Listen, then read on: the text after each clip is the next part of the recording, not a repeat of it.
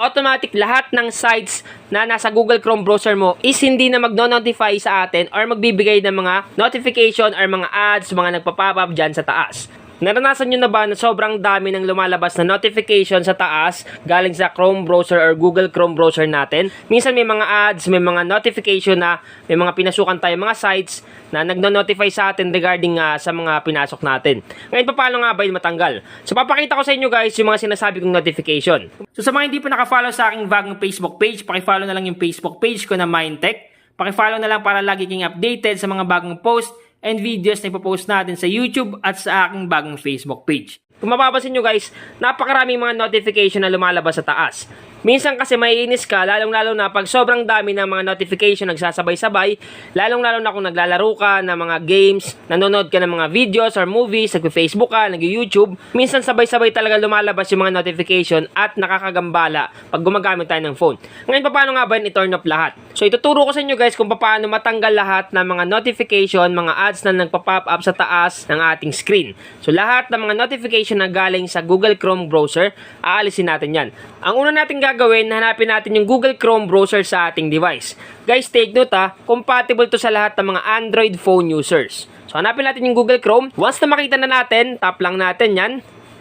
Then, pag nag-open na yung Google Chrome browser, pumunta naman tayo sa pinakataas sa kanan. May makikita kayo dyang tatlong dot. So, ito yon. Tap lang natin yan. Once na matap na natin yan guys, hanapin natin dito yung settings. So, sa pinakababa yan, settings. Once na makita na natin, tap lang natin. Then, pag natap na natin yung settings, mapupunta tayo dito. Ngayon, hanapin natin dito yung notification. Scroll down nyo lang, hanapin nyo yung notifications. So, eto yon notifications. Click natin. Once na matap na natin yung notification, dito tayo mapupunta. Ngayon guys, para mawala na lahat ng notifications ng mga ads na lumalabas sa screen ng phone natin, mga nagpa-pop up dyan, ang gagawin lang natin guys, pumunta tayo sa pinakababa. So, hanapin natin tong all sites notification.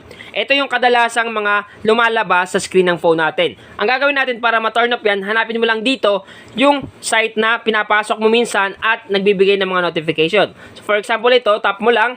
Then pag matap mo, i-turn up mo lang. Click mo lang tong button sa katabi, automatic hindi na yan magbibigay ng mga notification sa taas or mga ads na nagpa-pop up dyan. Ngayon kung gusto mo naman lahat ng mga sites na pinasok mo dyan is hindi na mag-notify na mga kung ano-ano at yung mga ads na lumalabas sa taas, napakasimple lang guys. Dito sa all sites notification, click mo lang tong button, i-turn up mo, automatic lahat ng sites na nasa Google Chrome browser mo is hindi na magno-notify sa atin or magbibigay ng mga notification or mga ads, mga nagpa-pop up dyan sa taas. So sana guys nakatulong tong vlog ko ngayon.